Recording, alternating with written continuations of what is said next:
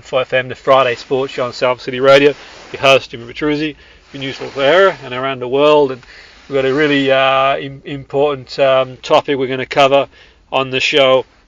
We're going to be looking at cardiac arrest in sport, and obviously a lot of people listen to the show are involved in sport.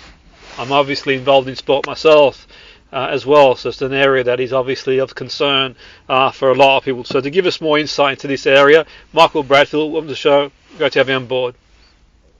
Hi Jimmy, it's great to be here, thank you. Yeah, Michael, can you tell us a little bit more about the research, about why is this happening? Is it something that's always happened, the cardiac arrest in sport, or is it something that's sort of just been happening recently?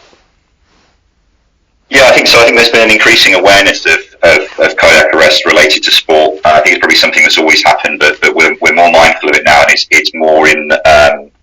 It's probably more visible since we've had some high-profile cases, particularly in football, American football recently, where very high-profile, very fit athletes have collapsed, have had a cardiac arrest, and have been successfully resuscitated. So it demonstrates that it's a very survivable, albeit a life-threatening medical emergency if the right things are done. And what we've done at Resuscitation Council UK is to today launch the Resuscitation on the Field of Play guidelines, and really these are aimed at anybody who's involved in providing medical or first aid cover at any kind of sporting event, to try and help people make sure that they're well prepared in the unlikely event that this happens. But it does happen, and we want to make sure that people recognise cardiac arrest, know what to do, how to deliver CPR, how to get access to a defibrillator and use it appropriately, and also just to have an effective plan for then transporting somebody who's collapsed out of wherever they are and linking them up with the emergency services when they arrive. So really that's what this is all about.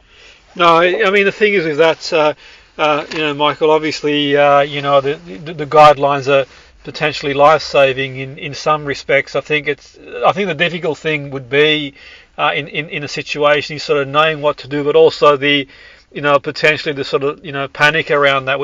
Talking about a matter of seconds could make a world of difference, really. I mean, just in terms of like people playing sport, like you've mentioned there, we see it even at elitist level as well. I mean, could you sort of shed some light on that? I mean, in terms of our perception really around sort of heart is potentially people's perception is people who might not be training, who might sort of but around elite sports people, could you sort of maybe shed some light around that, about the what happens in elite sports? Yeah, I think so, because I think it often takes people by surprise. We don't expect people practicing sport, and particularly elite athletes, to suffer a cardiac arrest. They're often people who are at the peak of physical fitness, and they train very hard, and it's not something that we necessarily expect to see. But cardiac arrest can happen to anybody at any time, at any age.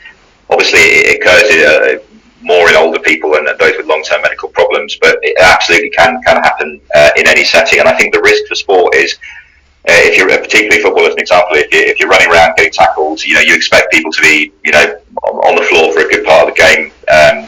If they're playing quite aggressively, if someone lies down injured, we probably assume initially that they've had a bang to the head, or they've been winded, or they've got an injury of some kind.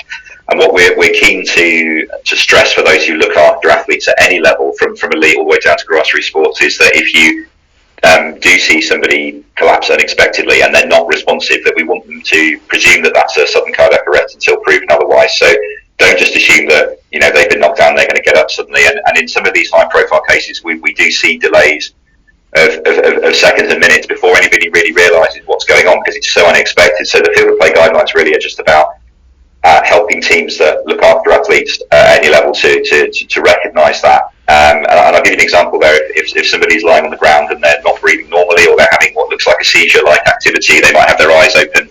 They might not be completely flat, with eyes closed. If they've had an arrhythmia and it's caused them to have a cardiac arrest like that. So really early recognition is the key thing. And that's why it's so important in sport that we don't just assume, give them a few minutes, see if they get up or not. If you're looking after somebody who collapses in that setting, we want them to go in and assess them very carefully and decide whether CPR and defibrillation may be needed, because the earlier the better if that's the case.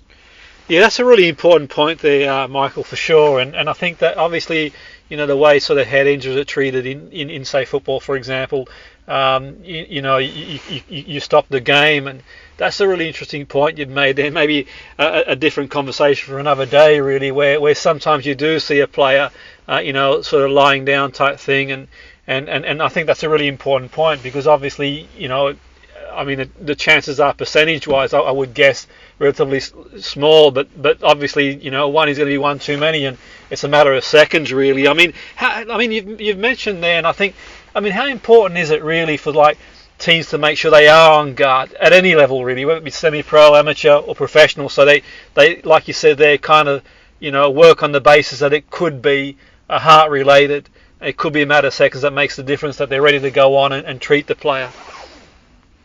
Yeah, I think in any setting, wherever you are, if you're in a restaurant, if you're out in the street and somebody suddenly collapses in front of you, it's entirely possible that it's any number of things other than a cardiac arrest. But I think it's always good to think, well, what's the worst and most time critical thing could be, and let's make sure it's not that, and not just assume that it's another reason. And sport really is no different. And some problems with the heart can be brought on by exercise.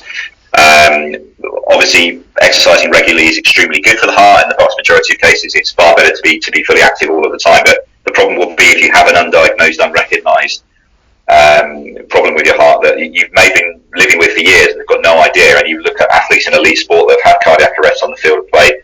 These are people who've been screened and had all kinds of medicals over the years, and it still happened to them.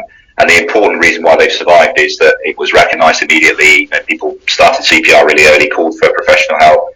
A defibrillator was applied, and they've had a really good recovery as a result. But there's no reason why that can't be true of somebody having a kickabout in the local park if they suddenly collapse, and all those sequence of events are in place. So I think as a society, it's important that we all know how to recognise cardiac arrest, how to do CPR. We're all confident to use a defibrillator, and we've got resources on the Resuscitation Council website that can help with that at resus.org.uk. If you're listening and you're thinking, I don't really know how to do CPR, it's been a long time since I was trained, or you're not confident how to use a defibrillator, these are bits of equipment that are designed for anybody to use. You don't need lots of specialist training, but if you want familiarisation with how to do that, we've got resources on our website and some interactive films that teach people how to react in these situations. And this is just as applicable to sport as it is in any setting, really.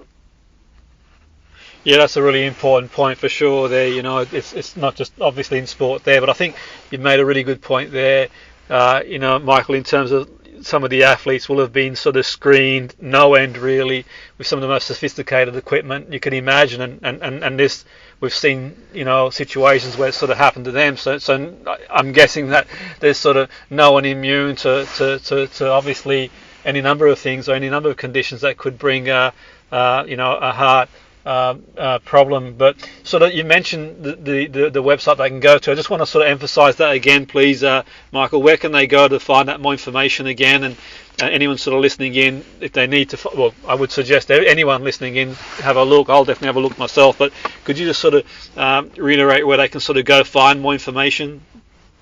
Yeah, thank you. So if they go to resus.org.uk, that's the Resuscitation Council UK's website, or you can just Google Resuscitation Council UK, it'll come up.